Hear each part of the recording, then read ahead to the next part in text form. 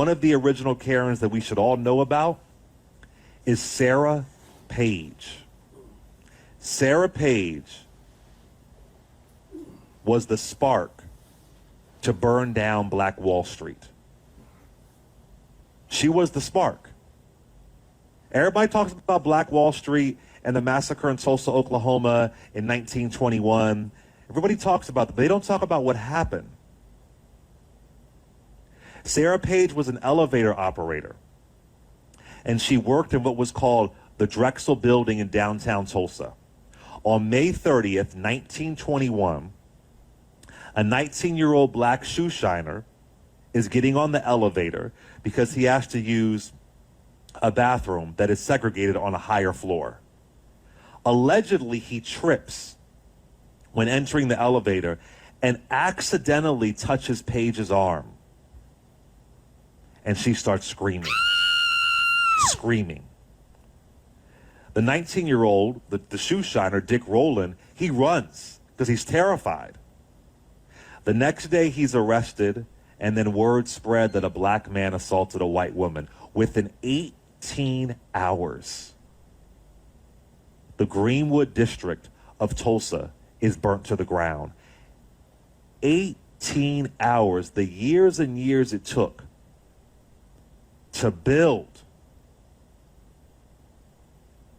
the Greenwood district of Tulsa, Oklahoma, is burnt to the ground.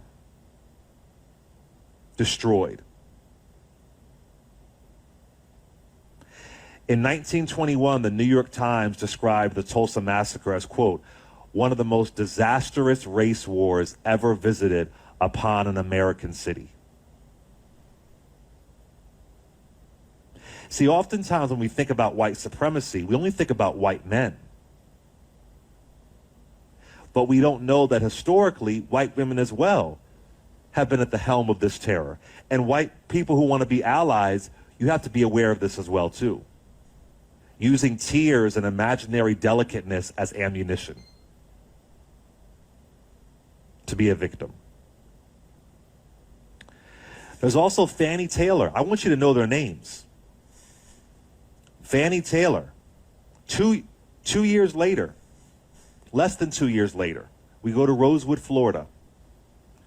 On January 1st, 1923, 22-year-old Fannie Taylor began screaming outside of her home, much like that Karen you just heard. She was screaming and screaming and screaming, and then a neighbor runs over to her, and she's saying she's been beaten and bruised by a black man, and the baby is still in the home. The neighbor goes in, searches Fannie Taylor's home, finds the baby safe, and no signs of a break-in. But rumors spread that Fannie Taylor was robbed and raped by a black man. Did Fannie Taylor's laundry. She was shot in the head. Her son Sylvester was also shot and killed. The race massacre lasted for a week, burned Rosewood to the ground, killed countless black folks. She's an original Karen. The truth was, reportedly, that she had an affair with another man, a white man who beat her, which is why she was found abused that day rather. So she thought it was better to accuse a black man of assault than to take accountability for her own actions. Fannie Taylor. There's also Eleanor Sturbing. Eleanor Sturbing, in December of 1940, in Connecticut, not even the South. She was a wealthy white woman in Connecticut, and she accused of her black chauffeur, who was 31 years old, Joseph Spell, of raping her 4 times and throwing her into a river. Spell was arrested and sent to jail to wait for trial. The New York Times, they ran this story. If we could find it, well, it's when it's an archive. You have to have an account to read it. But they ran this story with the headline: Miss J.K. Sturbing is kidnapped and hurled off bridge by butler. Woman kidnapped, hurled off bridge. The article claimed that Joseph Spell confessed, quote unquote, after 16 hours of questioning. Spell was facing 30 years in prison. Now, Sturbing, her father was an investment banker, and he was a former governor of the Philadelphia Stock Exchange. And her husband, John K. Sturbing, served in World War II. So they were beloved. She was a socialite, beloved. Now, Joseph Spell did have sex with Eleanor Sturbing, but it was consensual sex. She reportedly knew what she was doing, but after she had sex with her butler, knowing she had more power, even though she's a woman, knowing she had more power as a rich white woman in 1940, she got terrified she would become pregnant. So reportedly, in her mind, the only option was to accuse Spell of rape to justify a possible pregnancy. But who came in to save the day? Thurgood Marshall. At the time, he was a part of the NAACP legal defense team. Eleanor Sturbing lied on the stand. She told this, you could find photos of her. She told this elaborate story of being gagged and raped, tears, drama, the whole bit. Now, mind you, if this would have happened in the South, a little bit further down, deeper in the South, there would have been no trial. You're being accused of raping a white woman 4 times and throwing her into a river? Why would white women do that? But thankfully, because of Thurgood Marshall and his brilliance, they managed to prove that she lied. And an all-white jury found Joseph Spell not guilty, which was really shocking for the time, even in Connecticut. Found her not guilty. An original Karen. But what happened? What happened to Miss Eleanor Sturbing? Nothing. She lied under oath. Her husband dies in 1961, John K. Sturbing, and then she marries John W. Barkley. She died at 92 years old in 2000. Joseph Spell moved to East Orange, New Jersey until after the trial. It's not clear when he passed away. An original Karen. The 2017 movie Thurgood was based on this trial. This is a person who had consensual sex with another man, but decided to scream rape after doing it 4 times. And then, of course, we can't forget Carolyn Bryant. You know Carolyn Bryant, know her name.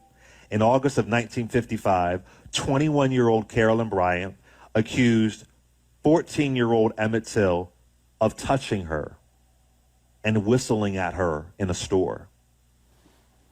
Now, Emmett Till, reportedly had a lisp, so he wasn't even able to whistle.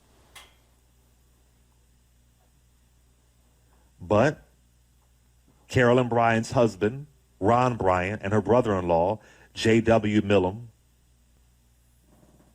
and his naked body was found at the bottom of the river. 1955 in Mississippi. Carolyn Bryant, she's fine. Of course, the terrorists who lynched Emmett Till, they were found not guilty by an all-white jury. I mentioned this on Friday with the little 10-year-old girl we had on my show for Juneteenth. In 2017, Carolyn Bryant admitted to lying and said she didn't even know what happened in the store. She couldn't even remember. And she's still alive to this day, living in Mississippi at 86 years old. Emmett Till would have been 79 years old on July 25th if it wasn't for Carolyn Bryant. August 28th is the 65th anniversary of his death. August 28th. Yeah. 2017, she admits to perjury, lying. She lied. And then, another original Karen's, one of the most horrific stories. A name we don't know enough. Victoria Price and Ruby Bates. They were the two young white women who are to blame for destroying the lives of many children called the Scottsboro Boys in 1932. So on March 25th, 1931, there was a group of black and white teenagers who were riding freight trains looking for work. This was a thing that a lot of folks did during the Great Depression. They would ride freight trains looking for work. Reportedly, the white teenagers and the black teenagers got into a fight. And the white teens tried to throw the black teenagers off the train, but they couldn't. The black teens threw them off the train. The angry white teenagers go to a local sheriff, gotta love it, who demanded the train be stopped. There was some law they had back then where a local sheriff could stop a train. So 9 black teens were removed, ages 13 to 19, and so were 2 white women, Victoria Price and Ruby Bates. They come off the train and they start screaming rape. Ephesians says that we work against principalities, against powers, against the rulers of the darkness of this world, against spiritual wickedness in high places. He already told you the crackers are in high places. They are the rulers of the darkness of this world.